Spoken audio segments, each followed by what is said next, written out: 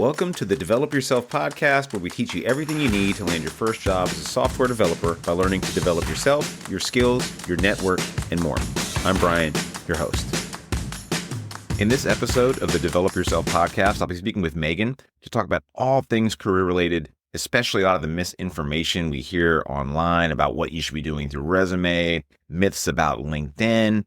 Megan's a top 1% career coach, meaning she's one of the top 1% of all contractors that do career coaching on UpWork, which is pretty amazing. So she knows what she's talking about. There's so much misinformation out there about what you should be doing and just a lot of confusion, which I'm hoping to clear up. So I hope you get a lot out of this episode. I also want to let you know that Parsity is committed to transparency in our career statistics. Megan and I are working on those, and we should have those out along with a brand new website in the next month or so. So please check that out when you get a chance. I can't wait to show you the new website and also get those stats to you as part of our commitment to transparency. That's enough for me. Get back to the episode. Hope you enjoy it. See you around.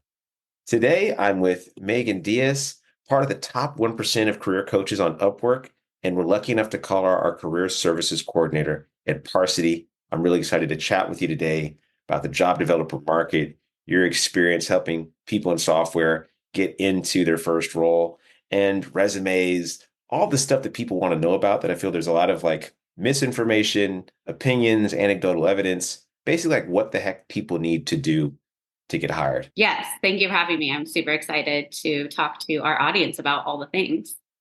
Yeah. I mean, I actually did a video / newsletter recently about the tech job market. And it's one of those really emotional topics. I have my own opinions on it, and some of it's based on anecdotal evidence. Some of it's based on what I see in hired reports and things like that, and U.S. Bureau of Labor Statistics. My general take on it was, hey, it's not great, but there's no reason you shouldn't become a developer. And I got a lot of negative feedback on that, which I thought was interesting. And I was like, oh, and I hear this this story that's proliferating, the media and social media is the fear mongering aspect of no one can get hired. Don't become a developer. It's more than just learn to code nowadays.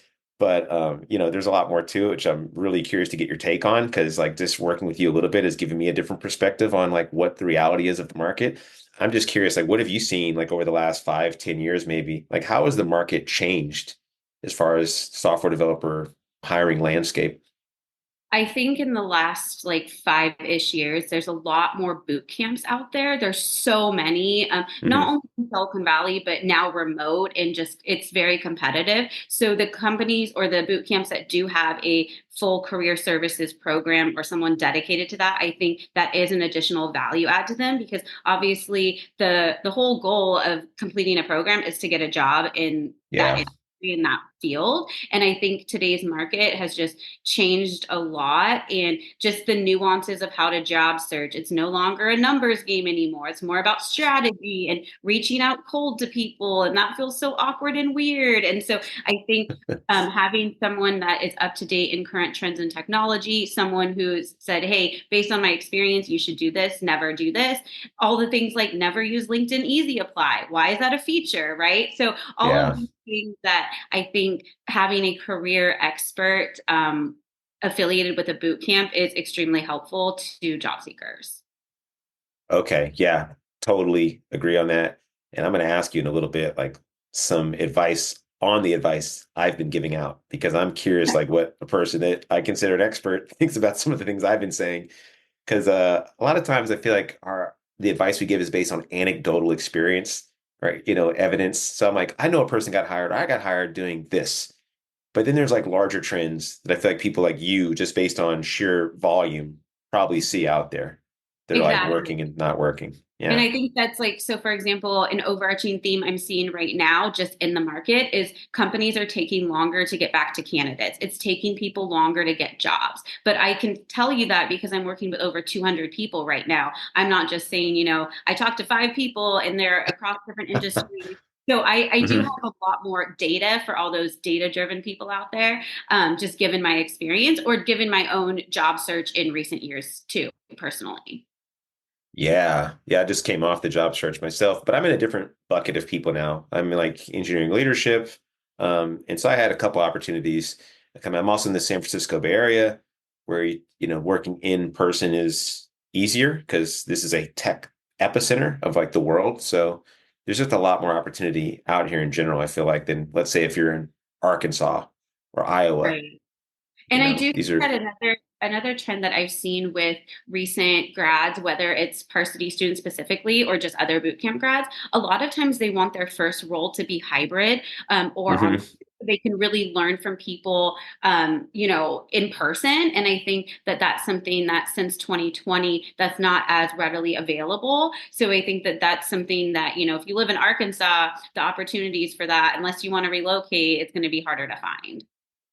Yeah, totally. Yeah. Speaking of like just general, like pretend I'm a boot camp grad and I'm coming to you. What are like the things you would generally tell me, like generic advice that you see people typically don't do that's going to help me? I've learned to code.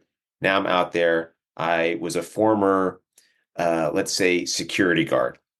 What is your generic advice for me? So I think a few things. Unfortunately, it starts with your application materials. And so in Okay. today's world, that would be a fully optimized resume, fully optimized LinkedIn profile, portfolio if applicable, and GitHub, right? And so I Okay. think that in order to get in front of people, those things, people have to feel confident in that. And I've noticed that working with a lot of software engineers, particularly at Make School, a lot of students had imposter syndrome, or a lot of students would put projects on their resume that they weren't proud of, and therefore they couldn't speak to it. And so I think that that was, you put your capstone project on it. It Hmm. was, I worked with 5 people to do something I didn't even care about. It was just to complete the program. And so Yeah. I think that's one thing. I think another thing is marketing yourself as a novice, right? Like, I just completed this Oh, boot camp. yeah. I'm And an I aspiring, passionate developer. Right, right, Yeah. right. So I think it's more, I also think that people should try to do either some freelance work, or contribute to open source, because I think that also sets you apart from other people. Because back to what I was saying about all the other boot camps, right? It's a competitive market with all the boot camps out there. So if I'm a recruiter looking at resumes for all recent grads, what's going to differentiate you, which is things that you and I started talking about at Parsity, right? Trying to get Hmm. students to work on actual company code base and putting that on their resume, not just like, as I did this project for 2 months. When I Yeah. also worked at Make School, something that we often told students was, if you were to revisit a project, what additional features would you add? Or does it make sense for you to create a new project so you can confidently talk about it? Because I think when people don't feel confident in their application materials, they don't feel confident interviewing, and therefore they're just already in this rut. That's a really good point. I've interviewed quite a few boot camp grads at the most recent company I was at. I did, something like, I don't know, probably 20 interviews, almost exclusively with boot camp grads. I made a decision to hire junior engineers. And one of the big issues was that they didn't give me confidence when I was interviewing them. You just reminded me of this when you said it, that I'd ask them, like, what was the project you worked on? And they'd um, kind of talk about it in a not so great way. They'd say, well, it's this easy app that I did. I'm like, why would you say that? Right, You right. know? And you're right. I think they just weren't that proud of the thing they built. And the reason I was asking that was to just get an idea of like, well, how do you think of a problem? It was more like just, and the people that did something, even if it was like a Netflix clone, and it was interesting how they spoke about it. He said, well, I built this thing and it, I had to learn X, Y, and Z to do it. And I was in charge of this particular piece of it. And that was interesting because blah, blah, blah, blah, blah. That gave me a Mhm. lot more confidence that they would do well on the team. But if they kind of start off, well, it's like a simple to do app that I built at my boot camp, I'm like, oh, geez, dude, you're not making it easy for me to Right, move right. forward with And you. that's another thing too, is people often their first project they create, they don't feel proud of. And so if Yeah. you can't speak to it in an interview, then build something else or add a different feature to it or talk about it from a different angle, right? Like, the project that I worked on to complete this program was in XYZ industry, which actually happens to be the industry that I previously came from. So I already had that subject matter expertise to speak to it, right? So there's different ways. And also, interviewing is all framing. It's just how you frame certain things and what you Yeah. choose to leave out and what you choose to highlight. Totally. Yeah. I did a big like workshop yesterday on interviews for the non-FANG. And for people out there hearing that word FANG, it stands for basically the biggest tech companies: Facebook, Amazon, Apple, Netflix, Google. And you can replace that with any of the top tech companies. I was talking about the interview prep you should do for that. And a lot of it is being prepared for these stories that you have to give.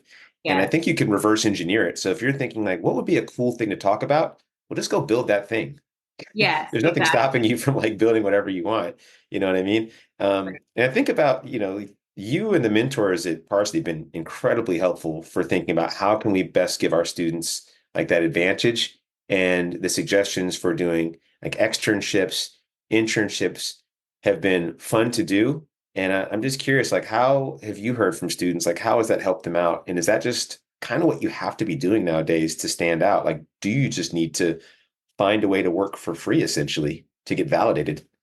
I think it's a good foot in the door because in some ways you could work on the company code base. You could also interact with other engineers. You could also get some mentorship from them. It could also be a good networking opportunity for you. You could also target companies that are of interest to you. And I do think, unfortunately, in today's world, the pro bono aspect is just how it starts, right? But I also think that that's worth exploring and adding to your resume because then it also shows an employer other skills like you took initiative, you're proactive, you're a constant learner. I also think a huge terminology used once again at Make School is growth mindset, right? So once Hmm. you completed this program, then what did you do, right? Oh, I applied to 897 jobs. That's not a good strategy. So I think it's just, but also for anyone, Yeah. right? Like if you're a career pivoter or just in general, you always want to be constantly learning, up to date in current trends and technology, and just kind of aware of what else you can do to speak to in an interview. Yeah, I am that person. I started off, I got my first job. I was not technically solid, and I had a lot of catching up to do throughout those first 2, 3 years, honestly. It did not stop. I felt like really almost 5 years into my career when I finally said, okay, I feel pretty confident now from like doing all this additional work to kind of keep up with people. Because a lot of your competition has CS degree, but not only that, they've been coding for a lot of their lives. I've definitely noticed that as a trend. A lot of people I talk to that are in tech, if you went to boot camp, you're likely going to be in the minority. You have a career that's going to span 20, 30, 40, 50 years potentially, depending on how early it is in your life that you're starting. You're going to Yeah. have to keep up with the other people. And eventually that stage between like getting hot, learning to code and getting hired is actually kind of short. Hey, let's say it's 2 years, still really short. You got another 25, 30 years of like writing code for a living. You're going to have to keep improving on your skills, or you just Right. probably won't have a job for very long. And everything just changes so fast just in today's world. So it's just that's another critical piece. Yeah, seriously. I sometimes think of coding as like the slowest get rich quick scheme there is. I'm like, yeah, you get a lot of money. It's just not going to be like overnight. It takes a lot of years practice doing stuff, job hopping, and then yeah, you can make all sorts of crazy money.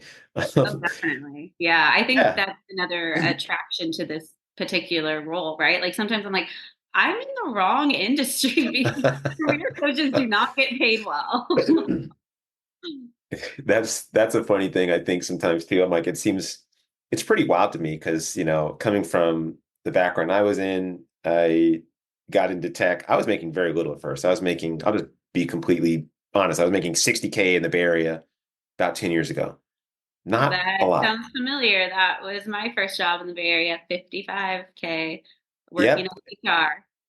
And I was a software developer, and people were like, "Oh, you must be raking it in." I'm like, "No, man. I'm like starting at they actually gave me more than I asked for. I think I asked for like 55K, and they said, "Well, it starts at like 58." So I was getting around 60, and I was like, "Wow, this is great." And since then, I was able to crack, like around 200, and not including stocks and all that stuff. It's kind of wild to me the trajectory you can go on, but also what you cannot go on too. Because I'm like, if I had stayed there and just kind of hung out, I don't think I'd be anywhere near the salary I ended up, my peak. It was a couple years ago. So Well, that's it's the also other another thing. reason people leave jobs, right? It's because it's way easier for you to get a new job and an increase in salary than hope that you're going to get a good evaluation and get a 2% raise because that's, Yeah, yeah, how it goes. for sure. Yeah, that 3% to keep off inflation, or 2% Right. nowadays, probably, now that the market's in the employer's favor right now. Yeah. Um, I'm really curious about this one. I think everybody wants to know, like, everybody wants to know, is there some hack? Is there a particular technology that you've seen that makes people more employable right now on the market? I would say, well, I think a few things. I think one, people are not having as much success messaging people on LinkedIn. Oh, okay.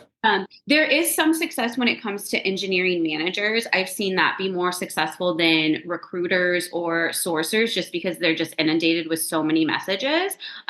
So I think that if you are to reach out on LinkedIn, reaching out to engineering managers has a higher response rate in my experience recently. And then I Okay. think that the technology, as far as, and I know this sounds like stalker status, but this is why these Hmm. this is using sites like hunter.io and contact out to find the naming convention of email addresses. And so there's Ooh, a reason why these sites exist, right? Because they exist so that people can reach out to people via email. And so I've also had success doing this. I personally have been in my own random job search these past few years, and I've reached out to people via email, and I have gotten responses and I have gotten interviews. I never knew these sites existed till you literally just said them. Yeah, That is they're like kind of mind free. blowing. They're free sites, and it just gives you the most probable naming convention of the email addresses, and it's worth a shot, right? Because right now, if you're an applicant and you just apply on the company website, who knows where they're at in the application pool, right? Like, are they already Hmm. offer stage, or do they have 987 applicants and your resume is never going to be seen? Did they lay off their recruiting team so they actually have a low head count of people that are actually viewing resumes with a human eye? So I think that the email reach out using those technologies is worth a shot. That's really, I like that a lot. Yeah, any way you can contact a human directly, Exactly. it's it's great. I can only speak as a engineering manager. When I was looking through a stack of resumes, and I've said this a few times before, I have no clue how those got to my desk. 200 people applied or something. I'd get 20. I don't know who gave me those. Somebody put them in a queue for me to look at, and that was it. Exactly. I do not know. Now, if you had emailed me, and some people did, they were successful, and says, "Hey, I'm really interested in this role," and I'm like, "Oh, let me," and I'd find their resume, and I'd at least give it a proper look over because I feel like, well, Exactly. now I'm on the hook, right? And then those people are also showing other skills, like I said previously, like initiative to research and Hmm. not be afraid to reach out, right? And I think that's another common theme too. People feel, I talk to a lot of people who describe themselves as introverts. And I'm certified in the MBTI, so I'm very familiar with what that means and how it's Oh, okay. All interpreted. right. So Hmm. a lot of people often tell me, like, I feel like a stalker. This feels weird. But in today's world, I mean, we're half living in a remote world still, and in order Yeah. to network with people, everything is virtual for a lot of networking. Oh, yeah. Yeah. I just got accepted for a hybrid role in San Francisco, which is 20 miles from where I live. And the interview is all over video. I didn't go to an office.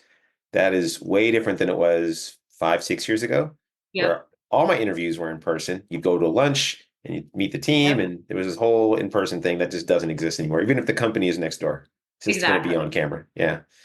Yeah, you got to be a little more aggressive than usual because the optics of like being in an office and the performative aspect of like meeting people and dressing nice or whatever, it's a little bit out the window. Like I might wear a collared shirt or something nowadays to at least say, hey, I'm trying to give the appearance that I'm a normal person. And Exactly. I can even have a script on my computer sometimes, which I use, which will outline the specific stories I want to talk about during an interview. Um, but Which makes yeah, it I think, easier because then you have your, the tell me about yourself, your star stories, you have your resume in front of you, you have the job yep. description. You, if you need to share your screen for GitHub or whatever reason, right? So I actually think there's some advantages to that too. And you're also in the comfort of your own home, and just, it could be good sometimes. Oh yeah, for sure. I want to get your advice on my advice because I give a lot of it out. I recently told people that I probably wouldn't give out my GitHub profile unless it looked like really good, and I felt like there's more to lose than to gain from having a GitHub profile. What do you think about that? I think you should only share it if it's good and it's active and it's green and it's up to date. Similar, I have a similar view with portfolios. I think that sometimes people feel like they should create a portfolio because Hmm. they feel like they have to do it. But I think that it's only worth creating a portfolio if it's really good and if you're more of a front end engineer, because that's kind of what people want to see. So don't Right. create a portfolio that's just kind of like basic and simple and something once again you might not be proud of. And same with GitHub, don't put it out there unless you're active. I, okay, cool. I'm glad we're kind of in line. I've given that advice out recently. I was like, am I off here? Because I'm like, I sometimes look at people's GitHubs and I'm like, I wish I hadn't seen that because I might have wanted to talk to you, but now I've clicked on something that I'm like, I don't know about this anymore. The code that I've clicked on here is not great, and I don't know why you'd want to share that with people. But yeah, I think why expose something you're not proud of to show people? And I think the other thing too is I've worked with people who are a little bit further on in their career as software engineers, Hmm. right? So maybe like 4 or 5 years, I'm not getting their first job out of a boot camp. And oftentimes I'll ask those people, hey, what's going on with your GitHub? And kind of the overarching theme that I've gotten from that is I don't use it because they're obviously not working on their own projects, right? Yeah, And right. so Working for in that company particular stuff. case, exactly. So they're using the company code base or, they're doing things affiliated with the company that's under NDA or whatever. And I think that for those people, if their last activity on GitHub was a project they did 3 years ago to complete their boot camp, then don't include it because one, that's not impressive. And two, it just shows me that you're kind of like not active. And I would assume that the industry experience you're getting is more valuable. Okay. Yeah, it seems spot on because yeah, my GitHub is fairly active, but most of my work is work, and it's just not going to be surfaced on there. Right. Here's a hot one for you. I am part of the 50% of people who don't like using the open to work green banner. And even recently when I was laid off, I didn't use it. And I have this weird mental thing about it. Like I'm thinking, what do I want? If I put that on there, will I seem desperate? And I think other people think that too. And I don't know if is it a right answer, but what do you tell people about that? So I personally would never use it. I Okay. but what I tell people is I kind of give them what I would say the pros and cons. And at the end of the day, I tell them it's up to you and what you're most comfortable with. Me personally would never use it. I think Okay. that the pros of using it is you're more visible and it might be easier for you to make connections. Okay. Whereas if you don't use it, you're going to have to be hustling behind the scenes, right? Of you're DMing people telling them that you're looking for work or you're open to work. I'm sure you've seen all those saga posts about, I'm open to work and here's why I applied to 928 jobs and Yes. I'm laid off and all this stuff. And I often think a lot of those posts are not written very well, especially I think that the content that LinkedIn creates associated with it, I also think is not great. Not trying to be a hater Yeah. on LinkedIn, but I have a lot of thoughts on LinkedIn Hmm. too. But I think it's just interesting that it's a feature and available. But I always tell people, it's ultimately up to you. I'm not going to tell you what to do or not do. I also think that obviously, as you know, you can do it on the back end, right? Open to recruiters. Hmm. So that's what I would tell people to do. Put it open to recruiters only. And then that way, recruiters will still find you, but you're just less visible to your network. And once again, back to introverts, right? Like people who don't want their business out there, they're probably going to err on the side of not using the banner. Yeah. Well, I feel good. I should also mention we didn't speak about this beforehand. No, no, this is I didn't know how live. you felt about it. Yeah, Like this is this is cool to live, not know. scripted in the moment. Yeah, that's cool. I'm kind of glad because I read some statistics somewhere that like 50% of people you say you should use it, the other 50% of people say you shouldn't. And I didn't have any hard evidence, but I thought, do I want to put myself in this camp of people? Because before I ask you about learning in public, which I'm really curious how you feel about that, Yeah, I have told people also these pity posts that get a lot of engagement. Like I've applied to a million jobs and no one's called yeah, me back, like you're just talking about. yeah. I'm like, I don't think that's a good brand for you to associate yourself with, in my opinion. Because like if that's your most visible post and it's about you hating the job market or something negative or kind of like a pity post, I just can't see how that's going to help you. But maybe it does. I don't know. Maybe these actually work. I assume they might work because people do them a lot. I don't Yeah, personally want to do I have it. a lot of thoughts on that too. I think I was reading something the other day that said, as a candidate who is looking for jobs, it's actually not in your favor to say, I was laid off. This market sucks. Like, what's going on? That actually does a disservice to you. And Yeah. basically, whatever I was reading, it said you're better off talking about your skills or talking about sharing content that is engaging and valuable, whether that's something you built or whether that's an Hmm. article you read or whether that's your thoughts on something that's trending, whatever the case is. But I would not advise people. And also it makes you look really bad. If you applied to even if you applied to 398 jobs, there's something wrong. There's something off. You don't have a strategy. Your resume is not targeted. You're not networking. You're not putting yourself out there. You're not attending meetups, whatever the case is. So it's Hmm. actually just a lot of red flags. And then regarding the open to work banner, I don't know if you remember this, but there was like a debate on LinkedIn, Oh maybe like yeah. 6 months ago or something, and people were just like a lot of people were very polarizing, right? They're either all about the banner or they're not. And I just I remember know. for the longest time I was scrolling through LinkedIn and it was actually I felt like it was very negative because it was all about layoffs. It was all about the Yep. open source banner, and every content that I post on LinkedIn, I make sure one, it's professional, and two, it's more positive or more on the um like the glasses half full side. And don't get me wrong, For I've been sure. caught multiple times. Like I really empathize with people who were laid off. I totally get that. That's not my point. But I think it's Yeah. just more what's that value added content you're putting out there. I really like you said that because I know that people are going to maybe get pissed off hearing that because I got a lot of really negative feedback on saying something similar. And I don't want to sound like I don't have sympathy because I was just laid off. I mean, I just literally went through this. I know how it is. I saw my team get laid off, and I've also seen most of them bounce back.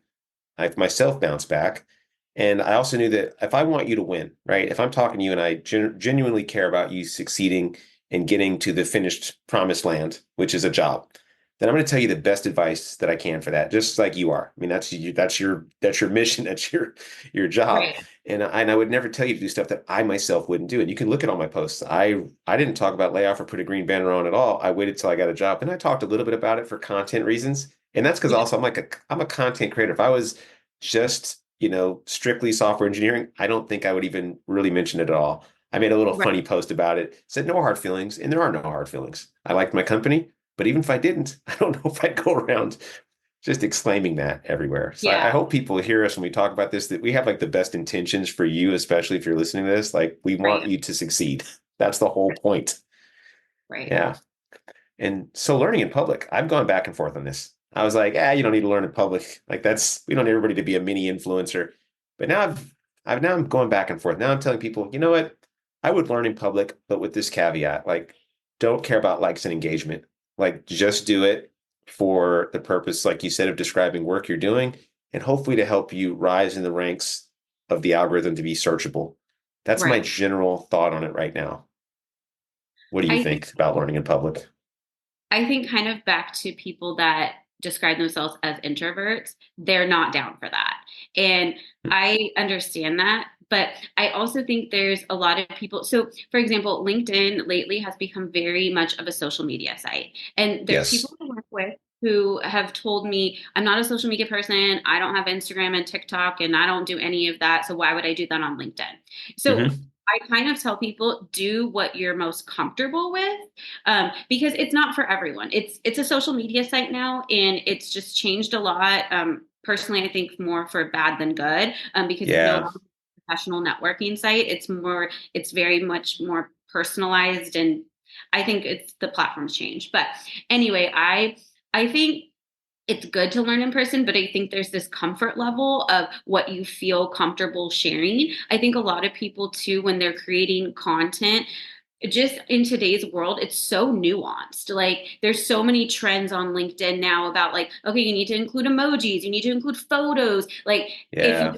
But also, what's your goal, right? Is your goal to engage with people, or is your goal to just put yourself out there and, to your point, not care if people like it or don't like it? And of course, the algorithm, there's so many other nuances with the algorithm, but obviously, the more you post, the more you're active, the more you'll show up in feeds and you'll show up in other people's feeds. And therefore, when you're commenting on content, all of that, there's just a lot of other nuances related to the algorithm itself. But I think that if people feel comfortable, like demonstrating their knowledge on, I guess, primarily LinkedIn, Hmm.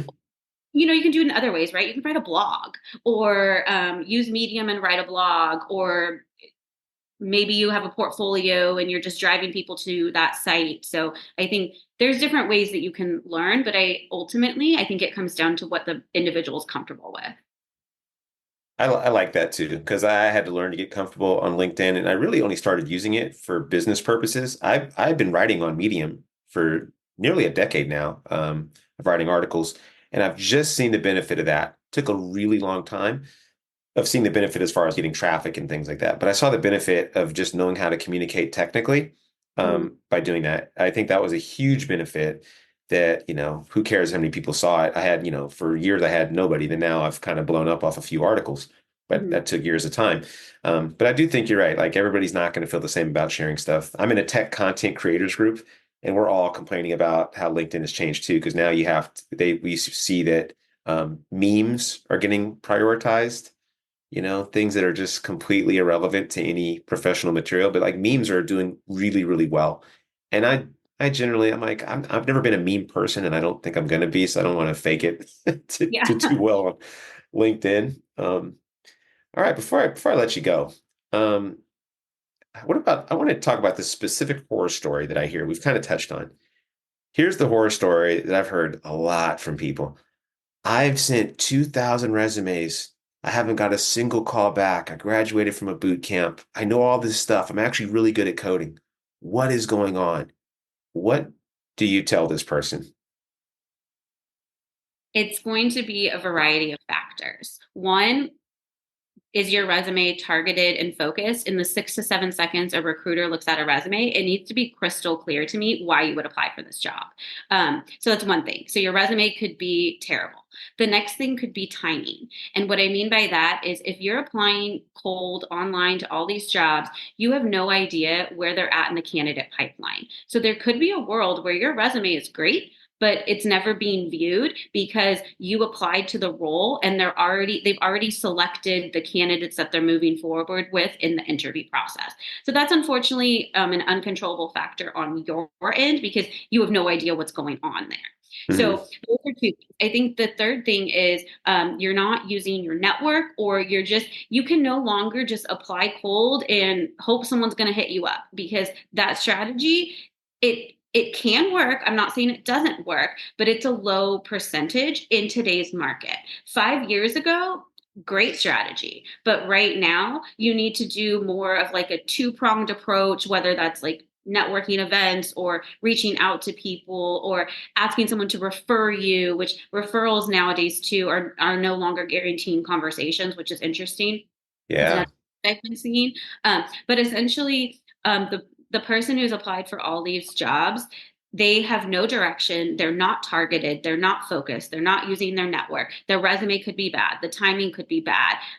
They could be applying for jobs that they're either overqualified for or underqualified for. And in today's market, another trend I'm seeing is making sure that whatever you're applying for, you're like this ideal match, just because it's an employer's market right now.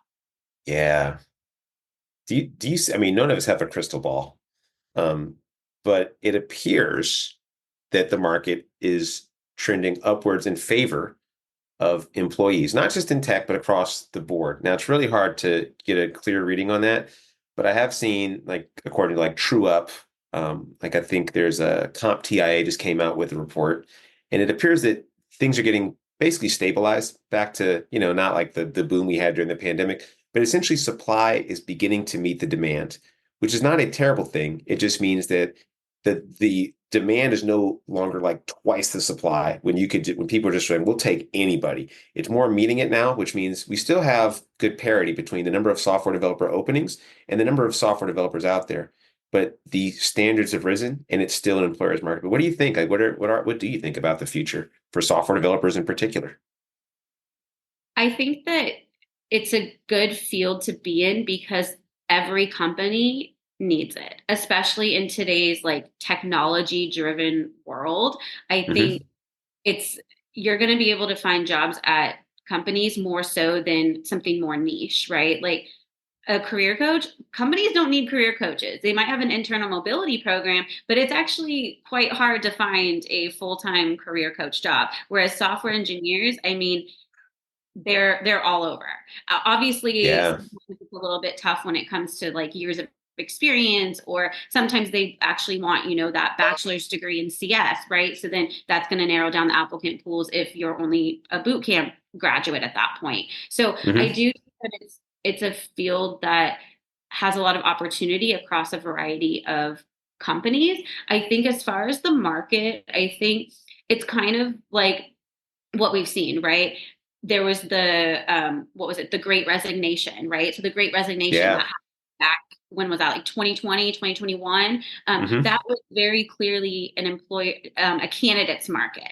And right now we're in an employer's market. It's just a matter of time where it's going to shift back to the crystal ball. Who knows? Because it's partly related to the economy, partly related to, as you know, in 2020, all these companies overhired. And so we're Yeah. still like unfortunately dealing with the ramifications of that. And so eventually, when it evens out more, I think it will become a candidates market. But I think that, I'm part of some career coach groups as well that I'm pretty actively involved in. And Hmm. some people that I've spoken to recently are saying, like, I mean, once again, this is all just who knows if this is true. So don't Yeah. Right. be accountable to this. But, like Yeah. closer to end of year, things might be looking better. But you just never know. Yeah, for sure. I mean, anecdotally, I've seen had a couple Parsity grads recently get hired. I've seen a couple people in my own circle get hired. Almost all the engineers that got laid off with me, most who were junior, have been rehired. Mhm. And but again, that's anecdotal stuff. I don't like to like look too deep in to that kind of thing. But in general, I also think there's an interesting metric or statistic I saw in a survey from Stack Overflow that most developers right now are like active software engineers are like under 40. And so for many of them, this is their first like bust. And I talked to a lot of engineers that are over 50 or in their 50s, they tend to have a much brighter outlook because they're saying, yeah, this is just part of the cycle. Like this is, Mhm. I've been through this before, and we're going to go through, whatever, some period, and then we're going to bounce back and go to another period of boom. And so they've been through the 90s or the early 2000s. So I've developers, this is their first taste of, oh no, the market's not like completely in my favor. And so I think that's another interesting thing to look at. But again, yeah, no one really knows what the future will hold. I mean, I'm telling my kids to learn Yeah. to code. I'm like, hey, if you, I'm all in. I'm like, if you want to, I think you should. I think you should be a full stack software developer. I love doing it. If you like doing it, then do it. If you don't, then don't.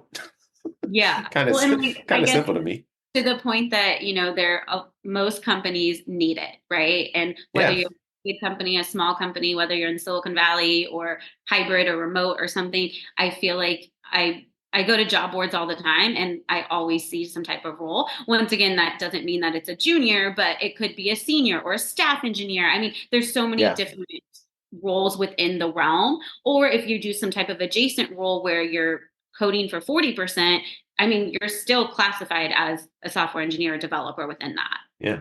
Totally. Yeah. And people forget like junior developer roles are the shortest lived period. Like you're a junior developer for the shortest amount of time. You're a senior developer and beyond for the majority of your career. Right, Like right. that junior period is so tiny. Like, yeah, getting that foot in the door sucks. And like, but you're going to have to get in there and do that small period of time. And then the rest of your career is at senior where the majority of the job opportunities do lie. Right. Any last words of advice for our audience?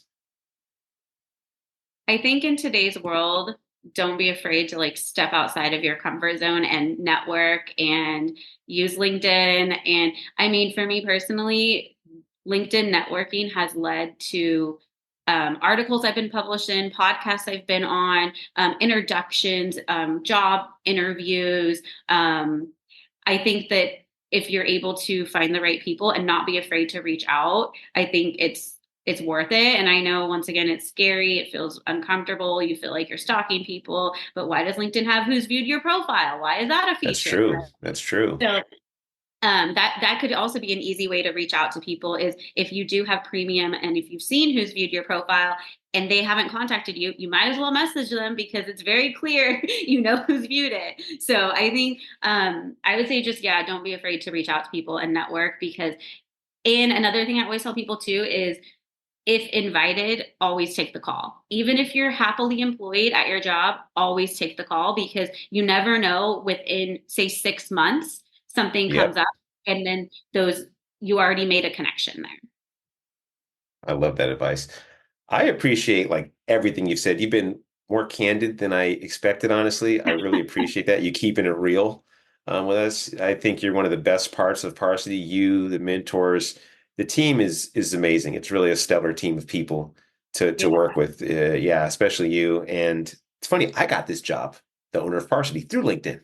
That's how I met exactly. Aaron, the Exactly. owner. So Yeah. yeah, it's a great it's a great way to. I've met so many great people on Yeah. LinkedIn. So yeah, it's a good place to be. Where can people find you online?